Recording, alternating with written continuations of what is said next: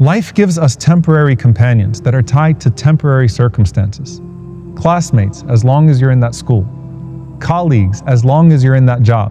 Or even when you're passing through, the fellow passenger on a plane until you arrive at your destination. Every companion we lean on is as temporary as the circumstance that introduced us. People come and go, while all along we seek reliable company. Even Adam alayhi salam in Jannah wanted a companion, and Jannah is full of them if we get there. But in this world, as Jibreel alayhi salam once told the Prophet sallallahu alaihi wasallam, وَأَحْبِبْ مَا شِئْتَ فَإِنَّكَ مُفَارِقُ. Love whom you will, for you will be separated. As Ibn Taymiyyah rahimahullah said, even your shadow leaves you in the dark, but the one who created that shadow remains.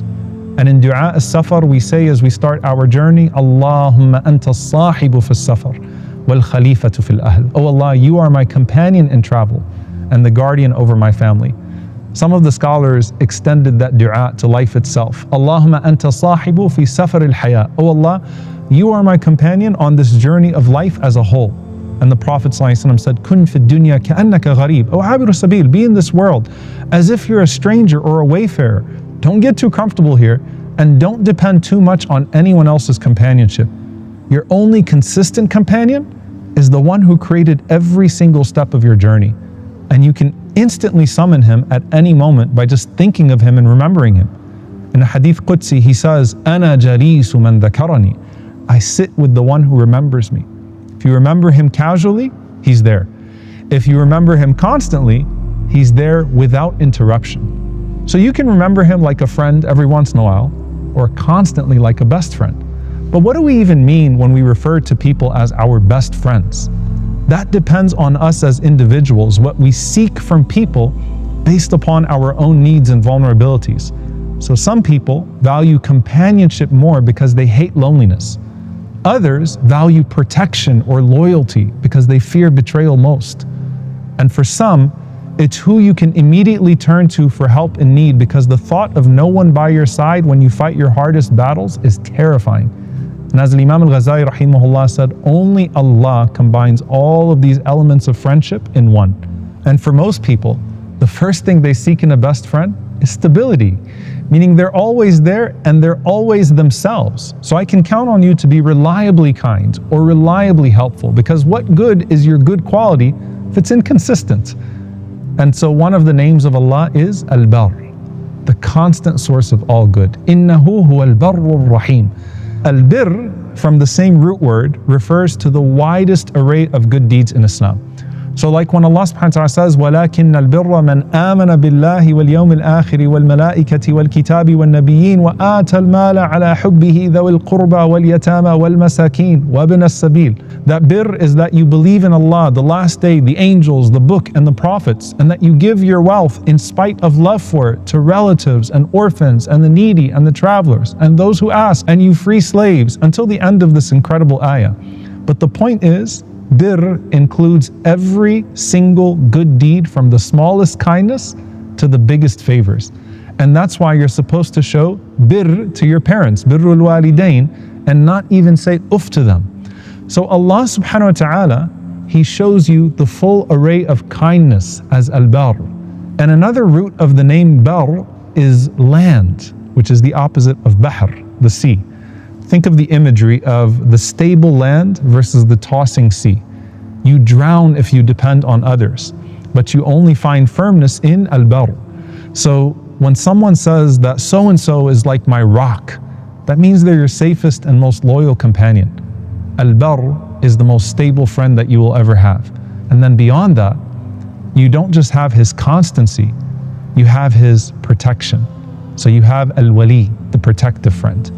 Now Allah in the general sense is the wali of all of the believers. Allahu waliyul ladina amanu.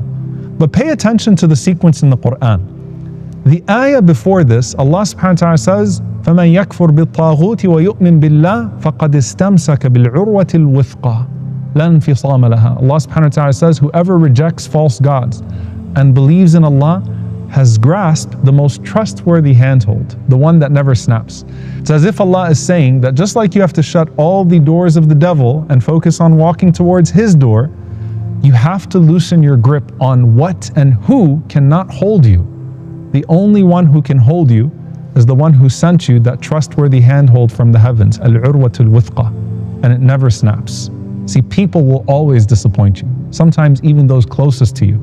And this can make you bitter and distrustful and cynical. So this helps you to stop being clingy to others or hurt by rejection, because while the creation can get annoyed by your attachment, He loves when you cling to Him. And then how does He honor that? مَنْ عَادَ لِي وَلِيًّا فَقَدْ آذَنْتُهُ بِالْحَرْبِ. Whoever takes that friend of mine as an enemy, I have declared war on him. The protective friend will fight for you. But this type of wali is different. This is the special wali about whom Allah says, I become the hearing with which he hears, the sight by which he sees, the hand with which he grasps, the foot by which he walks. You see that closeness? The root of the word wali is al-waliya, and it refers to the saddle on the horse's back because it's attached, meaning there's no distance between it and the horse. And the one on top of it is meant to guide the horse aright. Al-wali means he guides you and he guards you at the same time. And he looks out for your needs even when they conflict with your wants, which is what a responsible wali is supposed to do. And when you earn and embrace that, your affairs are made easy. And that's why when Yusuf alayhi salam was dying, he said to Allah, Anta waliyyi fi dunya wal akhirah. You are my wali in this life and the next. As much as Yaqub alayhi salam, his human wali, loved him, he was taken from him. And we all separate, at least temporary, at death. Think about how the faces were always changing around Yusuf alayhi salam. You have a loving father, then you have jealous brothers, then you have curious travelers that take him out from the well and sell him into slavery. Then you have the house of a master with a lustful wife. And then you have all of her friends. And then you're in a prison cell and you have all these other prisoners. And then you're on the throne and you have all these subjects. The only companion who was consistent with Yusuf alayhi salam throughout his entire journey was Al-Wali. And he was guiding and protecting him all along. But that type of relationship doesn't come through public posturing. It comes through deep private devotion. And that's why Imam Hassan al-Basri rahimahullah says, don't be a wali of Allah in public and then be his adu, be his enemy in secret. Spend time with him in the middle of the night when no one else is there to witness it. And in your witr prayer, you call out to al-witr and you say, وَتَوَلَّنِي فِي مَنْ تَوَلَّيْتَ. Take me into your loving care amongst those who you have done so with.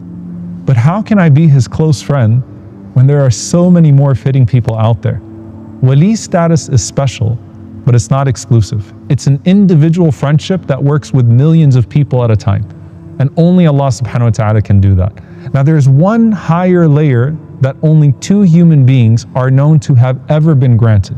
And it's called khulla, the rank of the Khalil.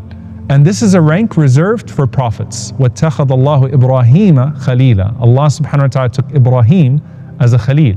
The Prophet sallallahu alaihi wasallam also was taken as a Khalil by Allah. And because of that, the Prophet sallallahu alaihi wasallam said, I can't take Abu Bakr as a Khalil. So while the Prophet sallallahu alaihi wasallam could only have one Khalil, Allah can have more than one Khalil. And even in that is a lesson, that Allah's friendship capacity isn't like anybody else. And Allah's closeness to them doesn't crowd out His closeness to us.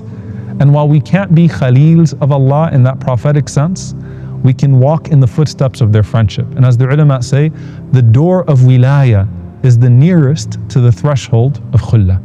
So Allah is your sahib, your companion, not just for the journey, but always.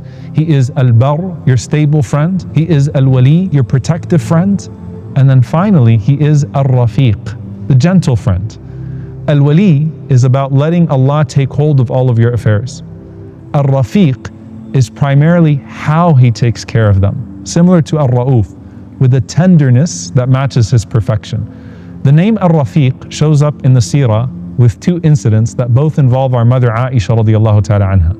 One day the Prophet sallallahu alaihi wasallam is walking, and a group from the people of the book say to the Prophet sallallahu alaihi wasallam, Assalamu alaikum. You know, sometimes we sound like that when we say salam.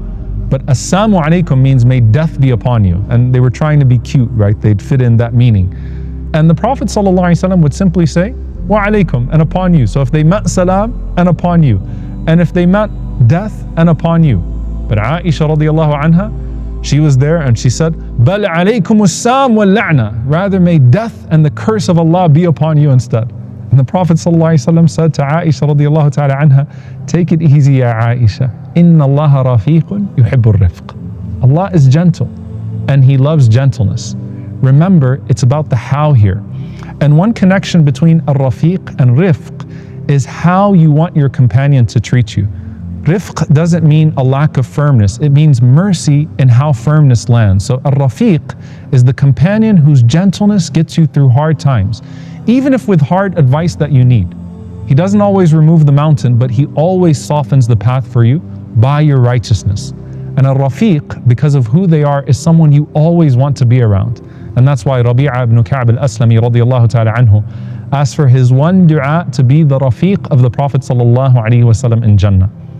And just as the last words of Yusuf alayhi salam included, Anta waliyyi fi dunya wal akhirah, the last words of the Prophet sallallahu alaihi wasallam on this earth, as he was in the lap of Aisha, were Allahumma rafiq al-a'la, O Allah, the highest companion.